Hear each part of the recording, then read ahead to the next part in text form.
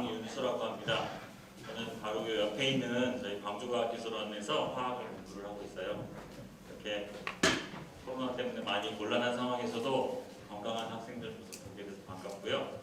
제가 뭐 아는 건 별로 없지만 그래도 여러분들한테 좀 과학 공부의 재미를 좀 알려주고 싶어서 이렇게 자리를 하게 됐습니다. 제가 제목을 뭘로 할까 고민을 하다가 우리 초등학교 학생들이 많다고 해가지고 가급적이면 쉽게 해야 되잖아요. 그래서 어떻게 할까 생각을 했는데요. 제가 생각할 때 과학에 있어서 되게 중요한 글쎄요, 한 3가지 정도를 꼽자. 3가지 과학을 잘하려면 어떻게 해야 되나 공부를 꼭 공부가 아니더라도 생각해봤더니 첫째는 무엇보다 중요한 게 관찰인 것 같습니다. 우리 일상생활에 또는 우리 주변에서 일어나는 여러 가지 현상이나 아니면 뭐 어떤 생물들이나 이런 것들을 관심을 가지고 관찰하는 그 눈이 굉장히 중요한 거고요. 둘째는 관찰에서 끝나면 안 되겠죠. 관찰을 하면서 궁금함을 가져야 될 것 같아요. 이건 왜 이렇지? 내가 지난번에 관찰했던 내용에 이런 게 있었는데 이게 혹시 내가 뭐 다른 것과 연결이 될까 안 될까? 뭐 이 원리는 뭘까? 왜 이렇게 되는 걸까? 이런 끊임없는 관찰, 그 궁금증을 가졌으면 좋겠고요. 그래서 그런 관찰을 통해서 그런 원리에 대한 궁금함을 계속 공부를 하다 보면 이제 자연스럽게 내가 그런 관찰을 통해서 얻었던 내용을 다시 이제 새로운 내용에 다시 적용하게 되는 그런 단계가 된다고 생각합니다. 그래서 저희가 대학에서 공부를 하는 그 방법도 지금 제가 말한 부분과 굉장히 유사해요. 그래서 일단 작은 하나의 현상으로부터 새로운 걸 관찰을 하고 그것의 원리가 무엇일지 왜 그렇게 되는 건지를 다시 한번 파악을 해보고 그게 맞는지 틀리는지를 또 다른 시스템에 적용을 해서 우리 생각이 맞았는지 이런 원리가 맞는 건지를 적용해보고 그래서 제목을 제가 어떻게 달았냐면 일단 분자를 직접 관찰할 수 있을까 했는데 분자는 일단 뭐 여러분 잘 모르실 것 같아요. 저도 눈으로 본 적은 없기 때문에 잘 모르는데요. 근데 어쨌든 우리가 잘 모르는 걸 어떻게 하면 알아낼 수 있을까? 어떻게 하면 그거에 대한 이해를 좀 높일 수 있을까를 생각해 보려고 하는 거예요. 그래서 관찰이 굉장히 중요한 거고요. 그 다음에 직접 관찰할 수 있을까? 이 직접이란 말도 굉장히 중요합니다. 왜냐하면 저희가 눈으로 보는 물체는 보면 물체의 크기도 보이고 형태도 보이고 색깔도 보이고 다 보이죠. 그러니까 우리는 그 자체를 눈으로 보기 때문에 그것에 대한 믿음이나 그 실체에 대한 걸 의심을 하지 않는데 분자라는 여기 말하는 이 분자라는 건 굉장히 작아요. 우리 눈에는 절대로 보이지 않고요. 하지만 우리가 이 분자의 실체를 모른다거나 구조를 모른다거나 하면 현재 일상생활에서 누리고 있는 굉장히 편리한 여러 것들, 모든 것들에 대해서 저희가 포기해야 될지도 모릅니다. 굉장히 중요한 거예요.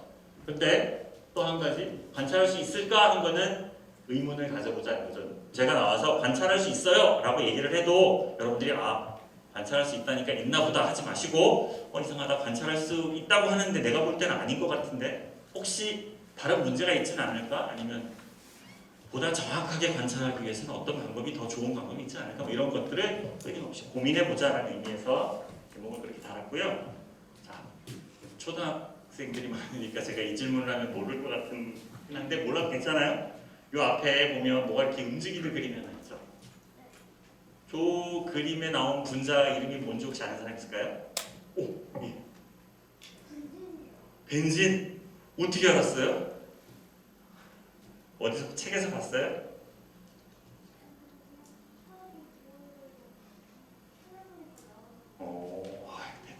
박수. 너무 맞아요. 벤진은 사실은 제가 이제 화학과에서 연구를 하고 있지만 사실 인체는 굉장히 아주 맹독성을 가지고 있는 유해한 물질입니다. 하지만 우리 일상생활에서 빼놓을 수 없는 굉장히 중요한 분자예요. 근데 이 벤진의 이 구조가 되게 특이하죠. 육각링처럼 생겼고요. 보면 탄소라는 원소 6개가 이렇게 육각형 형태를 띠고 있고 이 하얀색은 수소 6개가 또 이렇게 연결이 되어 있는 저런 구조인데 이 벤진의 구조를 알아내기 위해서도 하는 데까지도 사람들 그 과학자들이 굉장히 많은 고민과 실험과 연구와 노력을 통해서 얻어졌어요. 근데 제가 오늘 말하고 싶은 건 저는 이제 그 레이저를 이용해서 이런 분자의 구조를 연구하는 사람이다 보니까 실제로 이 분자가 이렇게 움직이는 모션에 대한 얘기를 하고자 하는 겁니다. 근데 실제로 본 적도 없고요.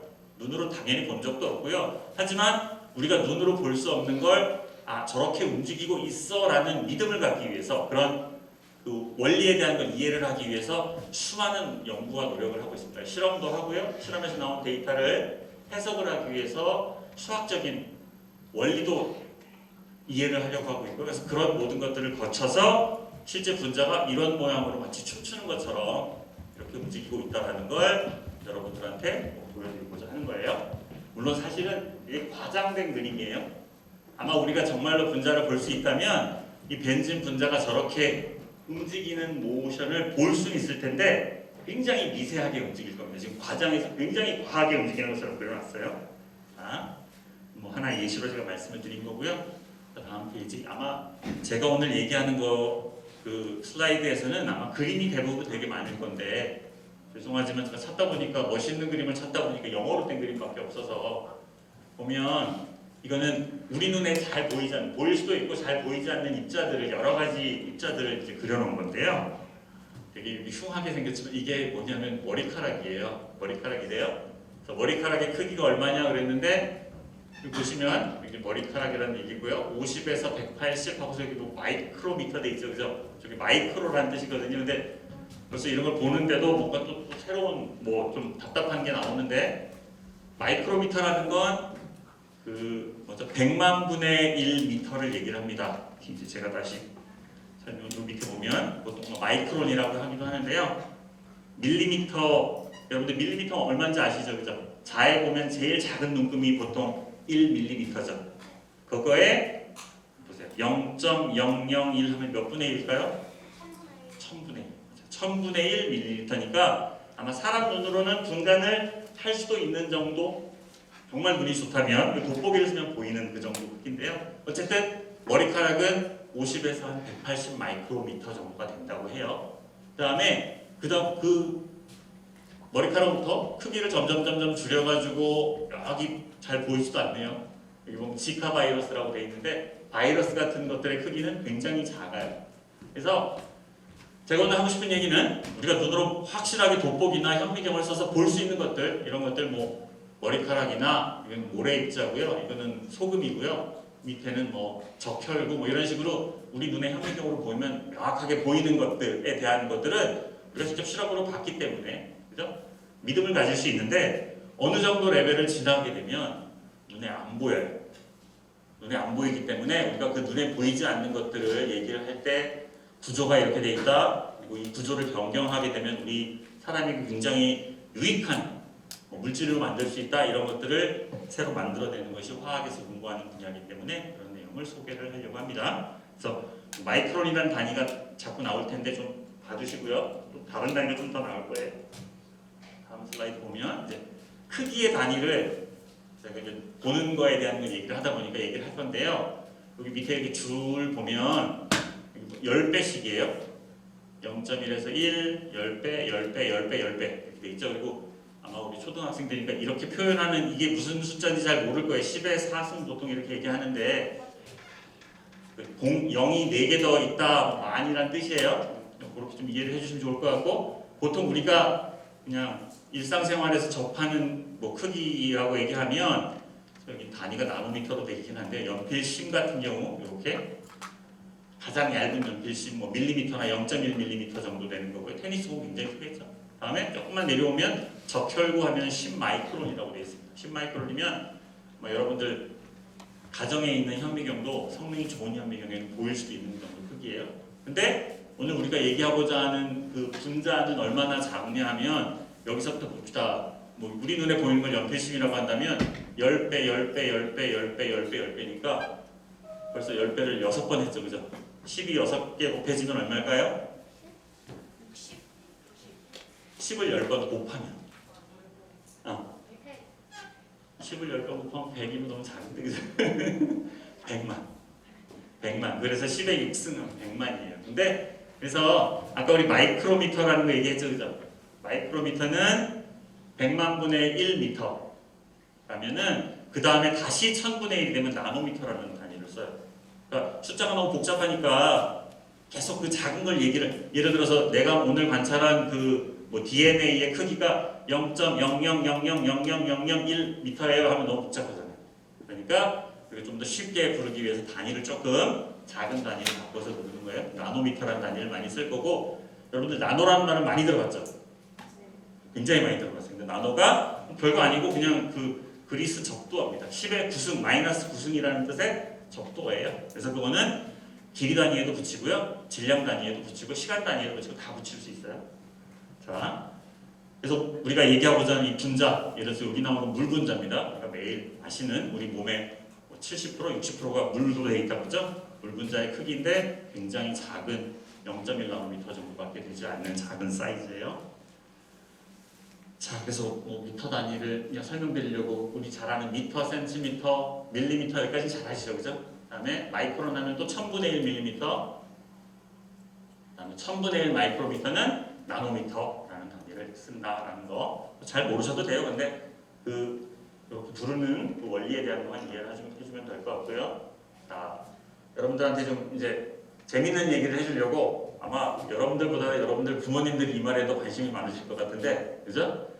요즘은 주식 굉장히 막 관심이 많으시니까 삼성전자에서 최근에 그 대만에 있는 TSMC라고 경쟁 업체가 있는데요.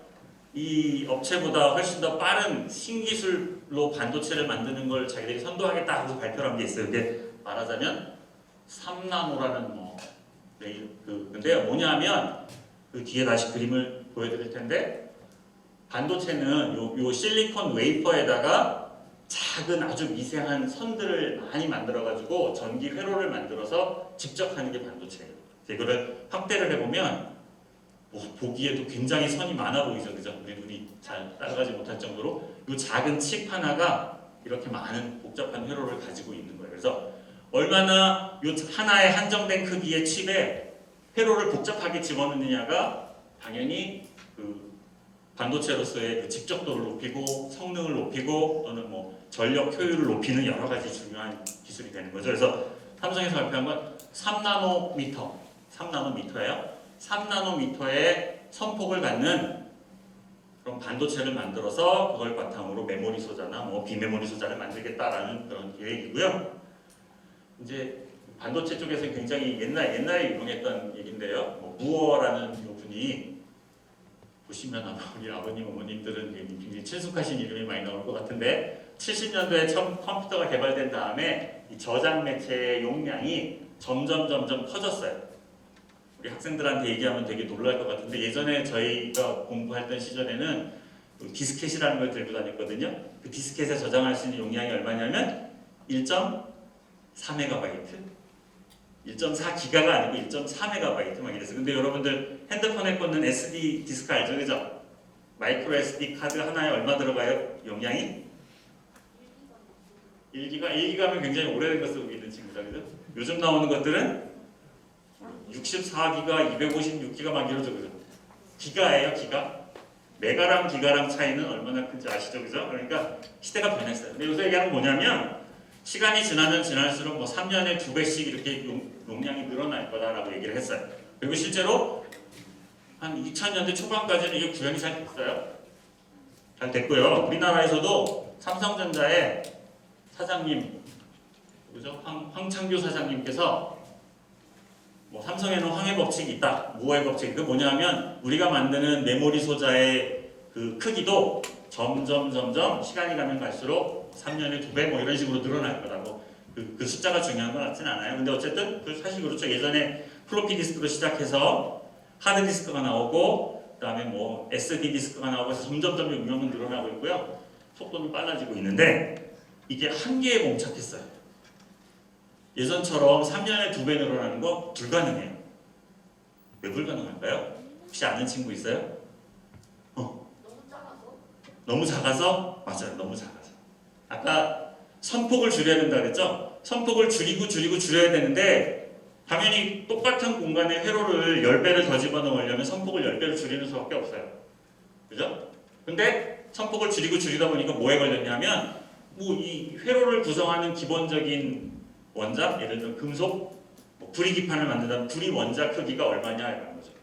구리 원자 크기가 아까 앞서서 얘기했지만 분자의 크기가 불과 0몇 나노미터밖에 안 돼요.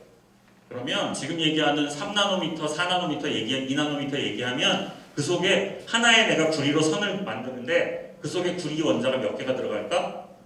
몇 개 안 들어가요. 그러니까 그렇죠? 우리가 선을 그냥 굉장히 많은 작은 입자로 선을 그릴 때는 아주 깨끗한 선을 그릴 수 있지만 울퉁불퉁한 큰 입자로 선을 만든다고 생각하면 굉장히 선이 울퉁불퉁해지겠죠. 그렇기 때문에 굉장히 미세하게 라인을 만드는 기술이 중요해졌어요. 근데 여기서 최근에 제가 보니 저도 잘 모르지만 반도체를 최근에 보니까 뭔가 발상의 전환이 일어난 것 같아요. 이거는 인텔에서 이제 반도체를 그 CPU를 막 일컬을 때 하는 거예요. 요즘 컴퓨터에 보면 그 CPU 속에 들어있는 라인의 두께가 몇 나노인지를 밝혀가지고 이렇게 뭐 10나노, 7나노, 4나노, 3나노 하다가 이제 인텔에서 과감히 나노 단위는 이제 우리 나노 단위를 버리자. 더 이상 우리 나노 가지고 얘기하면 여기서부터 힘들어지니까 20A라고 바꿨어요. 20A의 A는 제가 쓸데없는 단위를 너무 많이 얘기해가지고 여러분 헷갈릴 것 같은데 옹스트롬이에요. 옹스트롬. 그래서 이제는 나노 사이즈 반도체가 아니라 옹스트롬 반도체의 시대가 이제 열렸다고 해도 과언이 아닙니다. 그래서 옹스트롬이 뭔데? 하면 이거는 별거 아니고 그냥 나노미터의 10배 이하. 20옹스트롬이면 몇 나노미터일까요? 2나노미터. 그러니까 그냥 원래는 10, 7, 4, 3 부르다가 2라고 해야 되는데 이제 2라고 하면 남아있는 게 별로 없잖아, 숫자가. 그러니까 좀 별로니까 20A라고 바꾼 것 같아요. 어쨌든 근데 이 뜻은 뭐냐? 조금 더 미세한 구조의 선폭을 갖는 반도체를 만드는 기술을 얘기하겠다는 거고요. 제가 아까 말씀드렸지만 저는 반도체 공부하는 사람이 아니라서 잘은 모르지만 제가 여기 나와 있는 이 그림, 이게 발상의 전환이라고 하는데 요게 아마 이렇게 만들던 반도체에서 다음 단계로 넘어가는 거 그림엔 잘 보이지 않는데요. 보면 층이 져 있어요.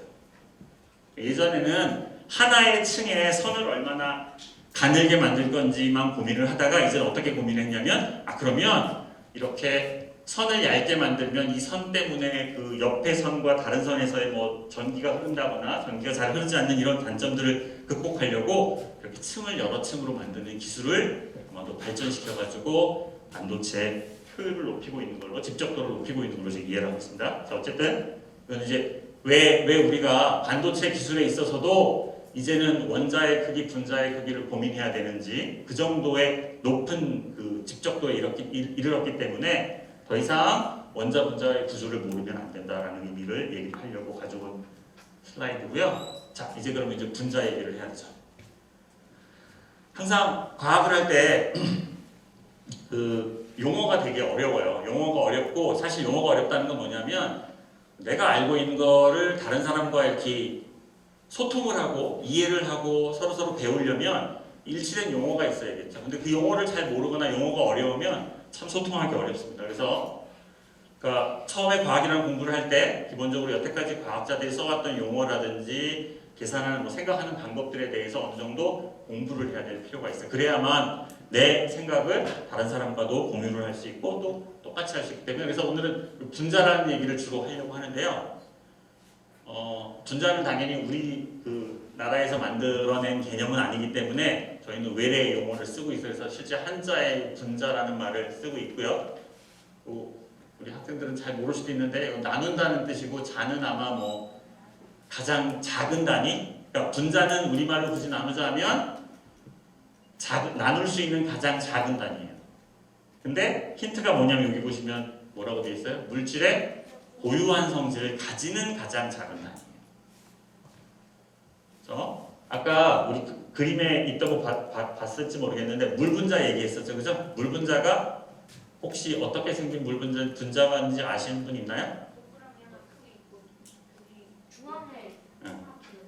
맞아요. 근데 그 색깔은 그냥 우리가 집어넣는 거예요. 그러니까 색깔은 중요하지 않은데 중앙에 산소 원자가 하나 있고요. 산소 원자가 하나 있고 주변에 수소 원자 두 개가 결합되어 있는 이렇게 꺾인 형태의 모양이 되어 있어요. 근데 얘기하자면 뭐냐면 그 물분자를 세 개의 원자로 구성되어 있는 물분자인데 더 쪼갤 수 있어요. 더 쪼개면 하나의 산소 원자랑 두 개의 수소 원자로 나눌 수 있는데 그러면 더 이상 물이 아니에요. 우리 마시면 우리 갈증을 해소하고 우리 몸에 구성을 할 수 있는 물이어야 되는데 그걸 쪼개고 나면 되지 않아요. 그러니까 그 성질을 가지고 있는 작은 단위, 가장 작은 단위라는 뜻에서 분자라는 뜻을 썼고요. 영어로는 몰레큘이라는 말을 씁니다. 자, 뭐 이거는 이제 화학의 원리긴 한데요. 실제로 분자를 어떻게 만드느냐? 2개 이상의 비금속이라는 건 신경 안 써도 될 거고 원자를 결합해서 만든다. 원자가 있는데 그 원자를 아까 물 분자 얘기하는 것처럼 수소 원자, 산소 원자를 이렇게 섞어가지고 결합해서 만든다라는 거예요. 네, 그러면 잠깐만요. 그럼 원자는 뭔데요? 원자 얘기는 안 했는데요. 그럴 수 있죠. 그래서 원자라는 건 이와는 좀 분자와는 좀 다른 개념으로 실제 그 고유의 성질과 관계없이 입자를 잘게 쪼갰을 때 우리 그 일상생활, 뭐 지구든 아니면 우주든 주변을 둘러싸고 있는 원소들을 살펴봤더니 대략 한 100여 개 정도의 원소가 있다라는 겁니다. 보시면 이 위에는 영어로 돼 있긴 해요. 수소, 뭐 헬륨, 뭐 리튬, 뭐 이런 식으로 뭐 탄소 있고요. 질소, 산소 이런 원소들 있고요. 우리가 잘 알고 있는 금속들 보면 뭐 철이 어디 있을까요? 철이 어딘가에 숨어 있을 텐데 못 찾겠네. 뭐 크롬, 망간 여기 철 있다. 철, 코발트, 니켈 이런 식으로 뭐 우리가 들어봄직했던 그런 이름들이 들어있어요. 그래서 이 원소들이 근데 눈으로 보기에도 굉장히 많죠, 그죠? 100여 개. 뭐 뒷부분은 잘 모른다고 해도 한 100여 개 정도의 원소가 실제로 있는데 이 원자들을 2개 이상 조합해서 만들 수 있는 분자의 개수 몇 개나 될 것 같아요? 2억 개. 2억 개도 더 넘을 것 같아요, 그죠? 왜냐하면 조합이 어마어마하게 많으니까. 그리고 특히 이 뒤에 얘기하겠지만 요 수많은 분자들의 핵심적인 역할을 하는 탄소라는 녀석은 굉장히 그 다양한 형태의 결합을 만들 수 있는 능력이 있어요. 쉽게 말하면 결합을 크게 최대 4개까지도 만들 수 있고요. 어떤 경우는 2개만 만들기도 하고요. 뭐 이런 식으로 굉장히 변동성이 많기 때문에 탄소로 만들어진 화합물들이 굉장히 많습니다. 그리고 우리 몸속에도 탄소가 굉장히 많이 들어있어요. 자, 그래서 이 100개 정도 되는 원소들이 조합해서 이루어지는 분자들은 그 수가 무지무지하게 많습니다. 그래서 제가 그냥 대표적인 몇 개만 얘기할게요. 자, 그래서 지금 얘기한 것처럼 그냥 무한한 것 같아요. 분자는. 근데 실제로 우리가 내가 생각하는 이런 분자도 만들 수 있을 것 같아요. 저런 분자도 왜냐면 조합이니까. 근데 그런 분자가 실제로 존재할까? 존재하지 않을까? 그거는 아마 경우에 따라 좀 다를 것 같습니다. 왜냐하면 어떤 분자를 만들었는데 그 분자가 너무 불안정해가지고 만들어 놓으면 1초도 안 돼서 그냥 다른 분자로 분해돼 버리는 경우도 있어요. 그런 경우로 하더라도 우리는 내가 분자를 1초라도 만들어서 봤으니까 새로운 분자를 만들었다라고 얘기할 수 있는데 어쨌든 굉장히 그 조합이 무한할 정도로 굉장히 다양하다라는 의미고요. 여기 나와 있는 이 그림들 실제 분자를 그린 것도 있고 아닌 것도 있고 뭐 그런 것 같기도 해요. 여기는 벤젠 또 있죠, 그죠? 이게 벤젠인 것 같고. 근데 대부분의 우리를 주변을 둘러싸고 있는 많은 그 분자들 중에서 탄소 화합물들이 굉장히 많아요. 아마 여기 보시면 탄소, 다음에 수소, 산소, 질소, CHON인데 이게 아마 우리 그 생체, 우리 몸을 구성하는 원소들을 다 하나하나 따져보면 순서는 제가 정확히 기억이 안 나는데 어쨌든 탄소, 수소, 산소, 질소 이런 원소들이 굉장히 많이 발견되고 있습니다. 자, 그고요. 문제는 눈에 보이지 않는다는 게 가장 큰 문제인 것 같아요. 자, 우리 여기 강의실 안에도 공기가 잔뜩 차 있죠, 그죠? 당연히 그러니까 우리가 숨을 쉴 수 있죠, 그죠? 그럼 공기 중에는 어떤 분자가 있을까요? 수소. 응? 수소. 수소? 수소도 물론 있는데 그 양이 아마 굉장히 작을 거예요, 그죠? 질소. 질소, 맞아. 질소가 제일 많아요. 산소. 다음에 산소. 이산화탄소. 이산화탄소도 있어요, 맞아. 헬륨. 네온, 헬륨. 많지는 않을 거고요. 여기 보시면 78% 질소, 산소 21%, 뭐 알곤, 이산화탄소 뭐 이런 형태로. 공기 중에도 눈에는 보이지 않아요. 근데 눈에 보이지 않는데 그렇게 많은 분자가 있대요. 이런 거에 대해서 그냥 그렇다고 하니까 그런가 보다 하지 마시고 정말 그런가? 왜 그렇지? 아닌 거 아니야? 이런 의문을 가지셨으면 좋겠습니다. 자, 다음에 이것도 분자인가요? 누가 그 이름을 얘기한 것 같은데? 이름이 뭘까요? DNA. 야, 너무 똑똑해가지고 되게 제가 창피해지는데요. 저는 여러분들 나이 많을 때 하나도 몰랐는데 우리 학생들 너무 똑똑하네. 공부들을 너무 열심히 해서 그런 거예요. DNA예요, 그죠? DNA가 뭐 하는 거예요? 생체 정보를 주사. 생체 정보를 맞아요. 그러니까 되게 놀라운 건데요. 제 몸속에 DNA가 굉장히 많아요. 여러분 몸속에 DNA 많죠, 그죠? DNA는 유전 정보를 가지고 있어요. 그리고 그 유전 정보에서 보면 잘 보시면 여기 보면 이 나선이 두 개가 있죠, 그죠? 이 나선의 하나는 여러분들 어머님으로부터 받은 거고요. 나머지 하나는 아버님으로부터 받은 거고요. 우리 유전 정보를 그대로 부모로부터 돌려받아가지고 이 DNA가 그러니까 당연히 우리 가족끼리는 굉장히 유사한 DNA를 가지고 있어요. 그림으로 보면 굉장히 복잡해 보이죠, 그죠? 자, 이게 DNA 맞습니다. DNA고요. DNA 나선 구조를 보면 분자 구조를 우리가 다 이해할 수는 없지만 그 속에 어떤 원자들이 들어있나 한번 봅시다. 어떤 원자들이 들어있을까요? 여기 이렇게 오각형, 육각형 형태로 표현한 건 전부 탄소예요. 탄소고 그 주변에 수소들이 굉장히 많이 붙어있어요. 탄소, 수소는 너무 많아서 그림에다 표시하지 않았어요. 그 다음에 산소 있고요, 그죠? 질소도 있고 어디 보면 여기 뒤에 이제 인산이라고 해가지고 인이 굉장히 많이 들어있어요. 그래서 아까 얘기했던 몇 가지 몇 안 되는 원소들로 만들어져 있죠. 정말 몇 안 되잖아요. 탄소, 수소, 산소, 질소, 황, 인, 요 정도밖에 안 되는 원소를 가지고 이렇게 복잡한 분자를 만들어내고요. 이 복잡한 분자는 내 속에 들어있는 DNA랑 여러분들 속에 있는 DNA랑 조금씩 달라요. 물론 그 구체적인 원리를 공부를 하면 이제 이런 것들 이해를 할 수 있지만 힌트는 이 유닛 하나, 예를 들면 여기 아데닌, 티민인데 이 구조, 이 유닛들은 우리 몸속에 다 있어요. 누구나 아데닌, 뭐 시토신, 구아신 다 들어있는데 순서가 중요해요. 그래서 네 가지 기본 유닛이 반복되는 형태의 순서를 사람에 따라 다르게 가지고 있기 때문에 그것이 모두 다 우리의 유전적인 정보를 결정하는 그런 형태인데요. 자, 이렇게 자랑스럽게 얘기를 하잖아요. 근데 저는 뭐 DNA 정도는 뭐 현미경으로 보면 볼 수도 있는데 이 구체적인 정보는 절대로 우리 눈으로 본 적은 없어요. 하지만 사람들은 그거에 대해서 확실한 믿음을 가지고 있어요. 왜냐하면 실험을 통해서 이 DNA를 잘라내서 하나씩 잘라내면서 방법으로 따지면 무게를 잴 수도 있어요. 무게를 재서 이 속에는 뭐가 들어있구나. 그 다음에 또 뭐가 연결되어 있구나. 이런 식으로 구체적인 구조를 공부해내는 방법이 있습니다. 자, 네? 저렇게 작은데 무게를 어떻게 재요?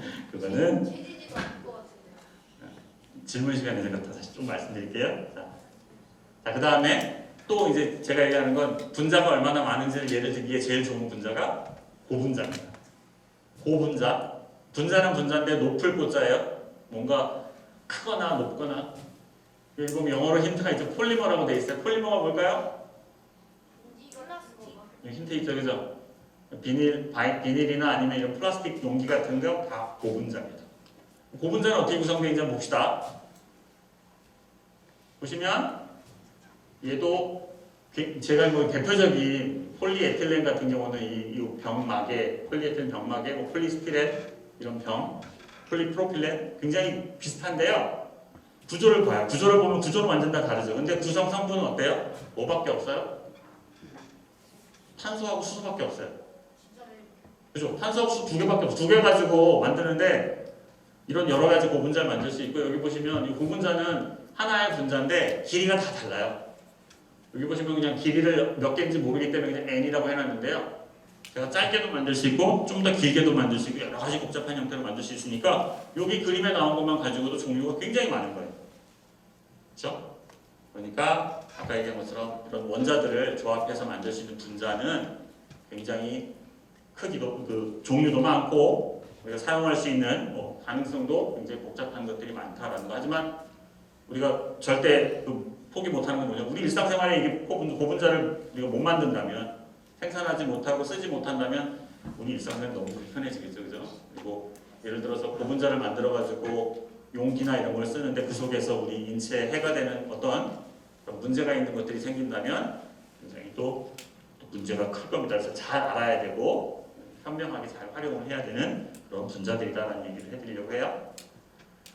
자, 이제 주제로 돌아와서 분자 얘기를 했으니까 그죠? 그냥 좀 짧긴 했지만 그래 분자가 뭐라는 거 정도 감은 잡았어. 라고 생각을 하면 이제부터 남은 숙제는 그럼 직접 관찰할 수 있어? 우리가 눈으로 볼 수 있어? 그 얘기를 해볼게요. 자, 앞서 뭐 간단하게 얘기했지만 실제 분자의 크기는 옹스트롬 단위 10의 마이너스 10승 또는 나노미터 정도 크기 10의 마이너스 9승미터 정도 크기 정도예요. 그래서 이 굉장히 작은 크기를 우리가 어떻게 하면 직접적으로 관찰할 수 있을까라는 거에 대한 얘기를 할 거예요. 자, 여러분들이 작은 것을 잘 관찰할 수 있는 거 현미경이었죠. 현미경이 집에도 있을 수 있고 아니면 뭐 여기 과학관에도 굉장히 많을 것 같은데 여러분 현미경 그 각각의 그 이름 다 알아요? 요 재물대 좀 이름 이상하다. 쌤 요다 보고 싶은 걸 올려놓고요. 대물 렌즈는 그 내가 보고 싶은 시료에 가까이 있는 렌즈고 저반 렌즈는 우리가 이 저반 렌즈를 통해서 실제 물체를 관찰하는 거죠. 그래서 렌즈가 크게는 2개로 돼 있고요. 다음에 뭐 경통이라고 해서 이 렌즈들이 하나의 일직선상에 놓이도록 돼 있고 밑에 여기는 실제 광원은 없는데 빛을 쬐가지고 이 시료를 밝게 빛나게 한 다음에 우리 눈으로 관찰하는 거. 그다음에 여기 나와 있는 이 나사들은 요 대물 렌즈와 시료 사이의 거리를 조절할 수 있는 조절해서 딱 초점이 맺히는 부분에 시료를 놓고 관찰하는 뭐 그런 거. 그래서 현미경은 한번 이렇게 관찰해 보면 학교 과학실이나 과학관에서 아니면 집에서 한번 써보면 이걸 통해서 작은 물체를 볼 수 있구나라는 거 금방 알 수 있을 것 같아요. 자, 제가 이게 뭐였는지 잘 생각이 안 나는데 어떤 식물 세포입니다. 이름을 까먹었어요. 양파인가요? 뭐 양파는 아니었던 걸로 기억해요. 저도 달걀인가 뭐 그랬던 것 같은데 정확지는 않고 근데 중요한 게 아니고 확대를 100배 정도 확대를 해서 보면 이런 형태로 보이고 이건 세포벽도 보이고 그 속에 핵도 보이고 또 400배 확대하면 더 자세하게 이렇게 보입니다. 그래서 이 정도 크기는 우리가 눈으로 보고서 크기도 알 수 있고 분간할 수 있고 여기다가 예를 들어서 우리가 그 크기가 알려져 있는 시료를 집어넣고 크기를 본 다음에 얘랑 비교를 하면 요 세포 핵 하나의 크기가 얼마구나 이 뭐 세포벽 사이의 거리가 얼마구나 두께가 얼마구나 다 알 수 있을 것 같아요. 그러니까 실제 그냥 사진으로 찍듯이 물체를 볼 수 있어요. 이렇게만 볼 수 있다면 너무 좋죠, 그죠? 자, 현미경의 원리를 한번 봅시다. 물론 이거는 약간의 그 물리, 광학에 대한 지식이 있으면 좀 이해하기 쉬울 것 같긴 한데요. 기본적으로는 렌즈 2개로 돼 있어요. 그 렌즈에 이제 관찰하고자 하는 대상이 여기 있습니다. 굉장히 작아요. 작은데 렌즈를 통해서 보면 대물 렌즈를 통해서 이 뒤쪽에 확대되어 있는 상이 보입니다. 여러분들 돋보기 같은 걸로 이렇게 물체를 보게 되면 좀 커져 보이죠, 그죠? 커져 보이는데 실제 이렇게 보면 상이 원래는 이렇게 있던 것이 뒤집혀가지고 거꾸로 나타나는 상을 관찰할 수 있고요. 근데 이렇게 그냥 된 걸 관찰하는 게 아니라 우리는 저반 렌즈를 이용해서 다시 이 확대된 상을 저 멀리 뒤에다 더 확대해서 크게 놓고 보는 거예요. 이런 원리가 있어요. 그래서 둘 사이의 초점 거리를 조절해서 이 렌즈와 렌즈 사이 거리, 그리고 이 렌즈와 시료 사이 거리를 잘 조절해서 우리가 물체를 크게 확대해서 보는 그런 원리예요. 그렇다는 거고요. 근데 현미경이 정말 좋아요. 눈으로 볼 수 있고 크기도 잘 잴 수 있고 해서 너무 좋은데 어떤 문제가 있냐면 여기 보면 빛의 회절이라고 돼 있죠. 제가 항상 이제 미안한 게 뭐냐면 항상 이렇게 새로운 용어가 나오면 너무 미안해요. 설명을 또 해야 되니까. 회절이라는 건 참 그 말하기가 좀 곤란하긴 한데 이 레이저도 빛이죠, 그죠? 이 레이저 포인터 빛 보면 어떻게 되는 것 같아요? 직진하는 것처럼 보이고 이렇게 가다가 이렇게 꺾이는 게 아니라 똑바로 가요, 그죠? 그래서 내가 레이저가 정말 센 레이저가 있다면 되게 멀리 있는 물체도 비추면 비출 수 있는 뭐 그런 형태인데 여기 나와 있는 그림은 이 레이저처럼 이렇게 진행하는 빛을 이렇게 작은 슬릿이라고 하는데요. 일부분만 열려 있고 일부분은 많은 부분은 닫혀 있는 공간을 통과하면 더 이상 직진하지 않는다라는 뜻이에요. 물론 뭐 직진하는 것도 빛도 있는데 직진하기보다는 마치 이 벽에 닿아가지고 굴절되는 것처럼 현상을 보이는 이걸 회전이라고 해요. 어떤 걸 생각하시면 좋으냐면 여러분들 파도가 그러다 바다고요. 방파제를 만들어 놨으면 파도가 여기서는 이렇게 해안선의 수평인 방향으로 파도가 치다가 이렇게 방파제가 열린 부분을 지나고 나면 파도가 이렇게 동그랗게 움직이는 걸 볼 수 있어요. 무슨 말인지 이해하시나요? 제가 사진은 직접 가져오지 못했는데 뭐 다 똑같은 굴절 현상 때문에 회절 현상 때문에 그래요. 근데 이 빛의 회절 현상이 현미경에서 우리가 물체를 관찰하기 어렵게 만드는 가장 큰 이유입니다. 뭐냐 하면 우리는 현미경에서 물체를 관찰할 때 보통 가시광선, 우리 눈에 보이는 빛을 쓰는데 그 우리 눈에 보이는 빛의 파장이 얼마 정도냐 하면 대략 400나노미터에서 한 780나노미터 정도, 우리 눈이 볼 수 있는 딱 그 레인지가 그래요. 근데 회절의 한계가 얼마쯤 되냐면 그거의 절반 정도. 그러니까 200나노미터 이하가 되면 그 물체에서 나오는 빛이 그 물체를 충돌해가지고 튀어나오는 빛이 이 회절 현상을 거치면서 그 물체를 봤는지 안 봤는지, 아니 물체가 있는지 없는지에 대해서 약간 흐릿한 정보를 주기 때문에 200나노미터 이하의 물체의 경우에는 더 이상 현미경을 통해서, 일반적인 현미경을 통해서 관찰하기는 어려워요. 근데 뭐 생물 시료 같은 경우에는 200나노미터 정도 되는 크기는 그렇게 많지 않으니까 우리가 세포를 보는 데는 아무 문제가 없는데, 어쨌든 더 작은 입자를 보고자 할 때는 일반적인 현미경 가지고는 안 된다는 뜻입니다. 자, 근데 그러면 이제 이런 어려움에 봉착을 했잖아요. 여기 보시면 개미, 머리카락, 뭐 포유류의 세포, 세균, 미토콘드리아에서 한 마이크로미터 정도 되는 정도까지는 아까 말했던 회절 한계 200나노미터가 0.2 마이크로미터입니다. 0.2 마이크로미터 정도 되는 그 입자까지는 현미경으로 볼 수 있는데 그 이하는 못 봐요. 그래서 우리가 보고 싶은 뭐 더 작은 이런 분자들의 크기는 볼 수가 없습니다. 현미경으로는. 근데 이런 어려움이 있으면 항상 그 어려움을 극복하려고 노력을 하죠, 그죠? 그래서 이런 해상도를 높이기 위해서 사람들이 많이 노력을 했고요. 이거는 스테드라는 현미경인데요.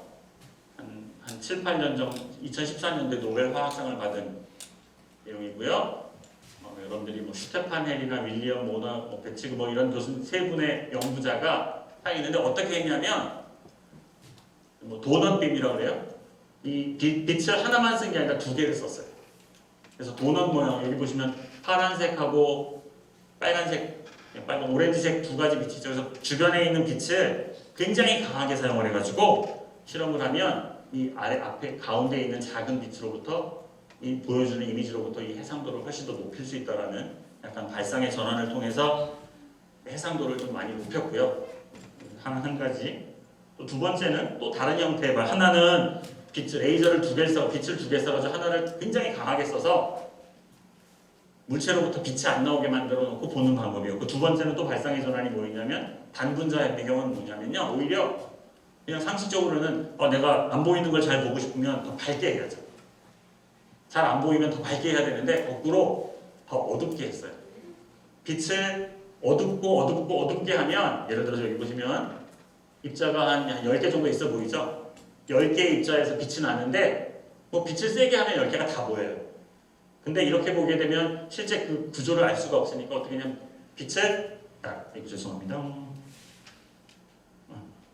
빛을 약하게 만들어 가지고요 하면 어떻게 보이냐면 한 번에 이 입자가 하나만 보이거나 아예 안 보이거나 해요. 근데 이걸 굉장히 많이 반복하면 어떻게 될까요? 어떤 경우에는 아무것도 안 보이고요, 어떤 경우는 얘만 보이고, 어떤 경우는 얘만 보이고, 어떤 경우는 얘만 보이고, 이런 식으로.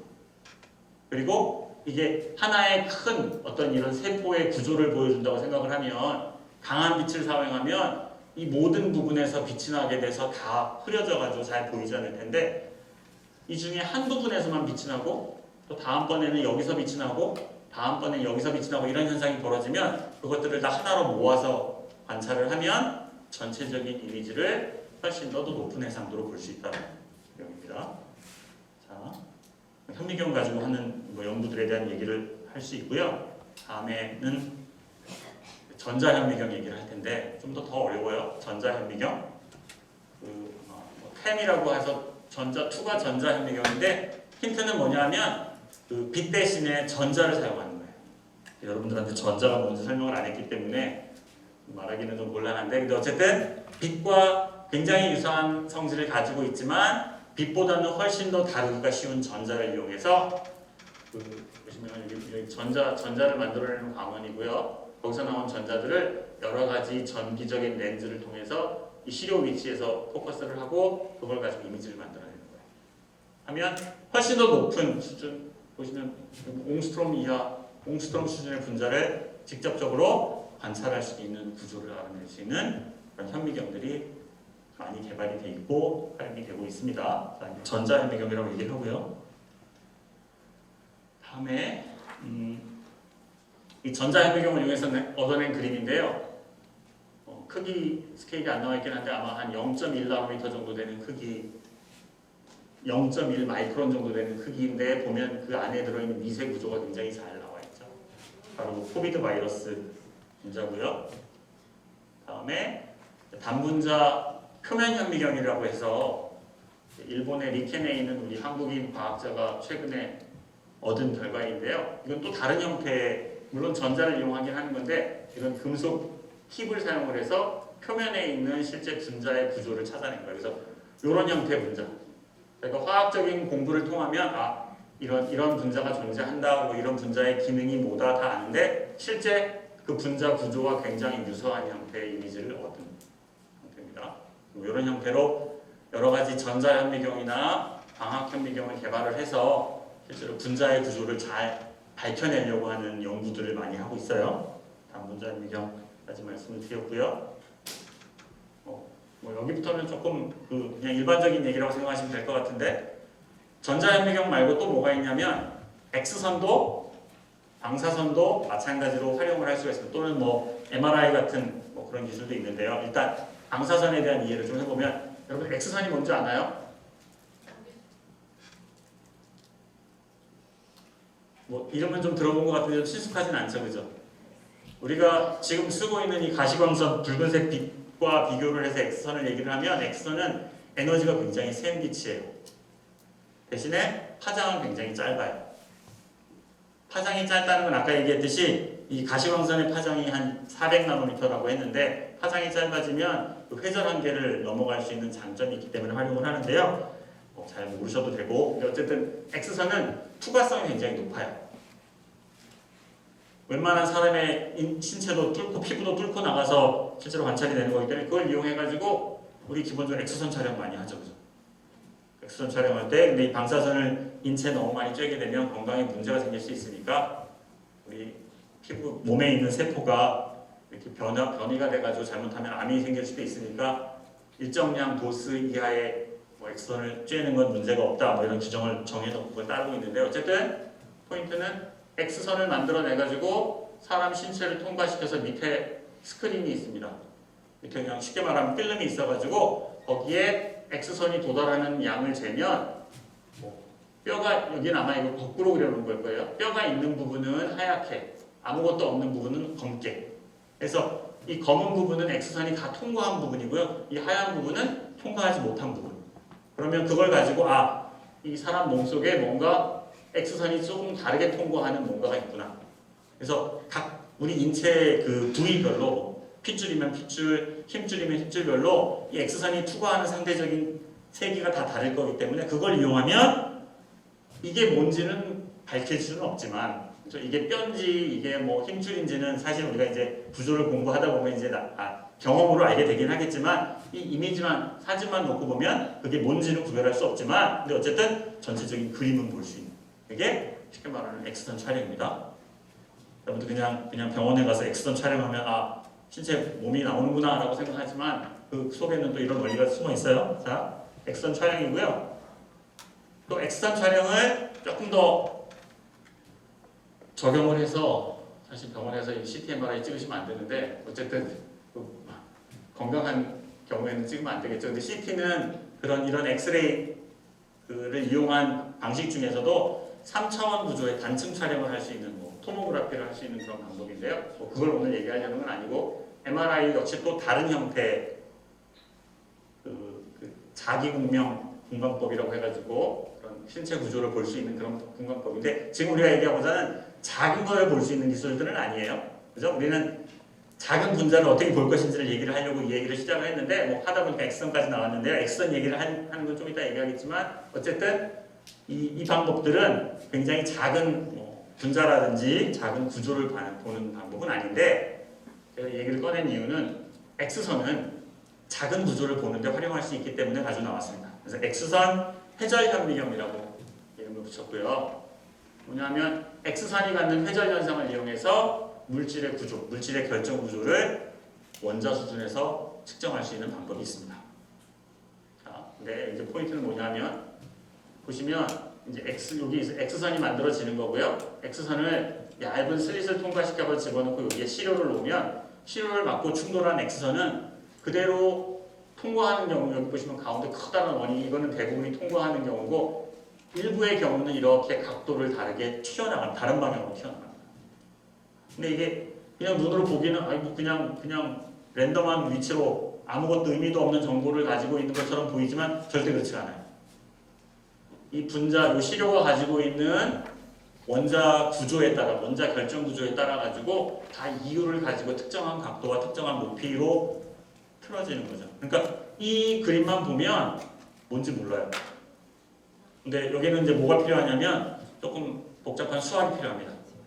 복잡한 수학을 통해서 이 점에 엑스레이가 왜 도달하게 됐는지 원리, 또 이 점의 원리가 왜 도달하게 원리를 찾아내면 그걸로부터 간접적으로 이 결정에서 어떤 원자가 다른 원자와 얼마만큼의 거리를 떨어뜨려서 떨어진 상태로 구성되어 있는지를 설명할 수 있어요. 그래서 간접적으로, 이건 직접적으로는 아니죠. 그래서 간접적으로 이 분자 구조를, 원자의 구조를 밝혀낼 수 있는 현미경입니다. 하지만 뭐 이 원리를 다 이해하는 건 좀 어렵기 때문에 가능성이 있다는 것만 일단 말씀을 드리고요. 그래서 그 엑스레이 해저 현미경을 이용하는 저희 학과에도 한 분 교수님이 이거 하시는데 보면 굉장히 복잡하죠, 그죠? 굉장히 복잡한 아마 단백질일 거예요. 우리 몸속에 또는 다른 생체 속에 들어있는 단백질인데 굉장히 복잡한 3차원 구조를 갖는 단백질의 형태, 구성 이런 걸 파악해낼 수 있어요. 근데 아까 얘기했지만 이거 직접 보는 건 절대 아니에요. 이런 시료를 이 샘플에다 놓고 찍으면 그냥 이래 보여요. 근데 눈으로 보기에는 내가 시료를 바꿔도 똑같은 이미징이 나오는 것처럼 보이지만 절대 그렇지 않습니다. 얘를 수학적으로 해석해서 이 모델과 맞춰보면 구조를 잘 판단할 수 있는 굉장히 효과적인 방법이다라는 뜻으로 X선도 해저 현미경을 통해서 구조를 판단하는 데 유익한 도움이 됩니다. 자, 이제 거의 마지막이에요. 이제 마지막으로는 우리가 항상 직접적으로 관찰하는 것만 얘기를 계속 했잖아요. 그죠? 근데 항상 직접적으로 관찰하는 데는 좀 전에 얘기했지만 뭔가 문제점이 많아요. 뭐 내가 잘못한 건 아니고 내가 머리가 나빠서 못하는 건 아니고 원래 그래요. 빛이라는 게 파장이 있기 때문에 그 회전 한계를 넘어갈 수 없는 단점, 그 문제를 극복 못하는 점이 있기 때문에 직접 못 보면 간접적으로 보는 겁니다.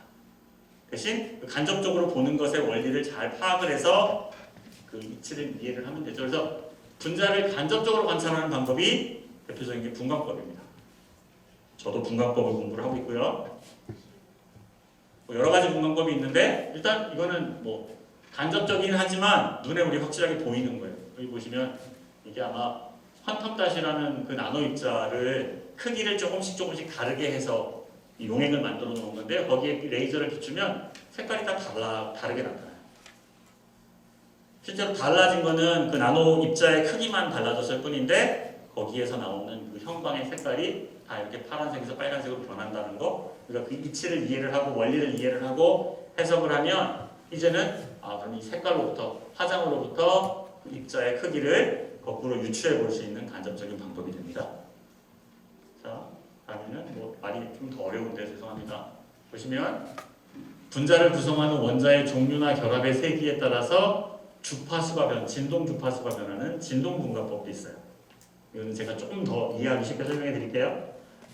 여기 보시면 뭔지 잘 모르겠는데 이런 유기화합물의 그 적외선 분광 스펙트럼을 그려놓은 건데 보면 이 여러 가지 이렇게 픽이 있죠. 그 픽들이 그냥 랜덤한 위치에 나타나는 게 아니라 이 분자 구조와 잘 매칭되는 위치에서 나타나고 있습니다. 자, 원리를 간단하게 설명드릴게요. 이렇게 간단하게 설명해 본 적은 저도 없는데 여러분 초등학생이니까 쉽게 설명해 드리면 될 것 같아요. 이거 뭔지 알아요? 진동, 축구. 응? 축구 아니에요? 이거는 벽에다가 이 천장에다가 그냥 실이에요. 실 끝에다가 줄을 매달고 줄을 이렇게 움직이는 거예요. 그러면 왔다 갔다 하겠죠, 그죠? 어디 유럽 어디에 가면 이렇게 만들어 놓은 시계도 있대요. 뭐냐면 이걸 진자라고 보통 얘기를 하고요. 이렇게 일정한 길이의 줄을 매달아서 움직임을 하면 보면 제가 포인트를 여기다 놓을게요. 이 끝에서 넣을까요? 지금부터 시간을 재서 돌아오는 데 걸리는 까지 시간, 또 여기까지 시간, 이걸 하나의 주기라고 해요. 그러니까 한 번 움직임을 반복하는데 얼마나 오래 걸리는지, 또는 거꾸로 얘기하면 1초 동안에 몇 번 왔다 갔다 하는지, 그건 주파수라고 얘기를 하고요. 그래서 반진자의 주파수 또는 주기는 어떻게 달라질까요? 제가 예를 들어서 퀴즈를 내볼게요. 제가 이 줄의 길이를 그냥 둔 채로 이 진자 추의 무게를 2배로 늘렸다. 그래서 다름이 있어가지고 제가 얘기를 하는 맞아요. 변화가 없대요. 그러면 줄을 짧게 하면 어떻게 될까요? 제가 이 줄을 반으로 잘라가지고 여기를 손으로 잡고 돌리면 더 빨리 움직인다? 더 천천히 움직인다? 더 빨리 움직인다. 뭐 그거는 실험을 직접 해볼 수도 있죠, 그죠? 굉장히 쉬운 실험이죠. 그래서 뭐 식은 굉장히 어려운 식인데 여기 보면 이 L이 줄의 길이에요. G는 중력 가속도. 그래서 이거를 우리가 지구에서 실험하는 거랑 저 달에 가서 실험하는 거랑 똑같은 반진자를 가지고 실험을 하면 달라져요. 중력 가속도 값에 달라요. 근데 어쨌든 포인트는 무게는 전혀 추의 무게는 전혀 관계없대요. 이런 게 단진자가 있어요. 자, 단진자 얘기를 왜 하는지를 뒤에 이 얘기를 하면 될 건데, 이거는 또 뭔가요? 조화 진동자 용수철 돼 있는데, 여러분들 용수철 있죠, 그죠? 용수철을 실생활에서 볼 기회는 없나요? 네. 볼펜이나 이런 데 속에 용수철이 들어있는 경우도 있는데, 이런 용수철 끝에다 추를 매달고 이렇게 움직이면, 물론 이거는 이제 굉장히 이상적인 상황에서 실험을 한 거예요. 하면 이 추가 이 표면과의 마찰력도 없어야 되고요, 중력도 무시할 여러 가지 포인트가 있는데 어쨌든 왔다 갔다 해요. 근데 이 경우도 똑같이 이 끝에다가 딱 놓고 왔다 갔다 하는데 걸리는 시간을 잴 수 있겠죠. 또는 1초 동안에 몇 번이나 왔다 갔다 하는지를 볼 수도 있어요. 그게 지금 말하는 주기를 관찰할 수도 있고 주파수를 관찰할 수도 있습니다. 근데 그러면 이 경우는 어떻게 될까? 똑같은 질문인데 이 주파수를 관찰하면서 추의 무게를 늘리면 어떻게 될까요? 더 빨라질까요? 아니면 느려질까요? 느려질 것 같아요. 한번 해보세요. 할 수 있으면. 근데 그 다음에 이 용수철을 더 튼튼한 용수철로 바꾸면, 더 굵고 튼튼한 용수철로 바꾸면 오히려 더 빨라질 것 같아요. 그래서 죄송해요. 시간이 없어서 답을 그냥 말씀드렸는데 이 주파수가 요 무게하고는 뭐 정확히 말하면 스퀘어 루트가 들어있긴 한데 반비례하는 관계를 보이고 용수철 세기에는 비례하는 관계를 보인다. 내가 이 얘기를 왜 하냐 그러면 이 얘기가 분자에도 그대로 적용될 수 있습니다. 앞서 제가 맨 앞에 뭐 보여드렸죠? 벤진 보여드렸죠? 벤진이 가만히 있는 게 아니라 구조가 조금씩 변하는 거 보여드렸잖아요. 그거에 그대로 적용할 수 있어요. 그래서 그 슬라이드가 한 장 더 있는 것 같은데, 그래서 제가 하는 일은 레이저를 이용해서 분자의 진동 운동을 알아내는 방법이에요. 분자의 종류나 구조도 알아낼 수 있는데 물론 그걸 가지고 모든 걸 다 알아낼 수는 없지만 우리가 분자의 종류를 알고 있다면 분자의 구조에 대한 중요한 정보를 알 수 있어요. 여기 보시면 산소 분자입니다. 산소 분자가 가만히 있는 것처럼 보이지만 실제로는 이렇게 진동 운동을 해요. 진동 운동의 주파수가 이만큼 됩니다. 1642 단위가 또 웨이브 넘버라서 또 단위 설명을 해드리기가 좀 곤란하고요. 어쨌든 이런 운동을 하는데 제가 하는 실험은 산소 분자에 레이저를 때립니다. 그래서 다른 레이저 아니 이런 레이저 때려도 돼요. 산소 분자에 이런 빨간색 레이저나 초록색 레이저를 때리면 어떤 일이 벌어질까요? 진동을 안 해요. 사실 제가 이렇게 레이저 크기에 비해서 산소 분자가 훨씬 작을 거기 때문에 그림을 그렸지만 아마도 그냥 대부분은 그냥 투과해 나갈 것 같아요. 색깔 변화도 없이 그냥 투과해 나갈 것 같은데 우리 눈에 잘 보이지 않는데요. 여기 보시면 제가 작게 뭔가 제 그 마음을 담아서 표현한 게 있는데 색깔을 좀 다르게 그렸어요. 하얀색이 아니라 약간 진한 색을 표시했는데 뭐 그건 중요하지 않고요. 포인트 뭐냐면 제가 이거 레이저를 하나의 파장으로 만들어서 분자에 때리면 색깔이 바뀌어요.